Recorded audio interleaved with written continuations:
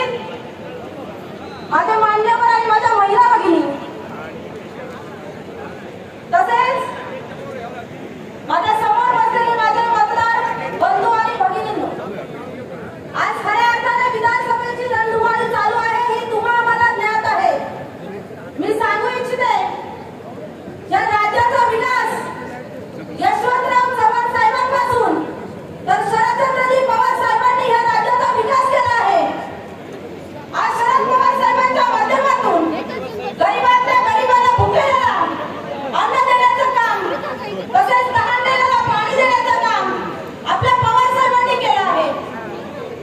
आज माझ्या स्त्रियांना मान सन्मान देण्याचं काम, तसेच माझ्या स्त्रियांना 50% आरक्षण देऊन स्वबळावरती सक्षम बनवण्याचं काम केलं असेल शरदचंद्रजी पवार साहेबांनी। लाडकी बहीण योजना 1500 रुपये दिले जातात आणि परत आपल्या खिशातून काढले जातात। आज पाहिलं असेल म्हणजे महिला भगिनींनी दिवाळीचा दिवस संपलेला, पण आज तेलाचा डबा 500 रुपयांनी महागलाय आणि गॅस सिलेंडरचे भाव वाढले आणि आपल्याला 1500 दिले काय आणि आपल्या खिशातून घेतले काय? ही खरी खुरी योजना नसून ही फसवी योजना आहे। तर मी एकच सांगू इच्छिते, कुठल्याही भूलथापांना बळी पडू नका आणि आपल्याला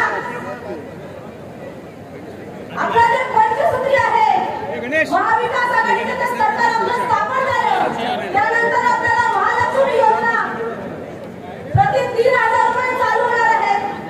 महिलांना एसटी प्रवास मोफत होणार आहे। 25 लाखाचा आरोग्य विमा, तसेच 3 लाख शेतकऱ्यांना 3 लाखापर्यंत कर्जमाफी आणि माझ्या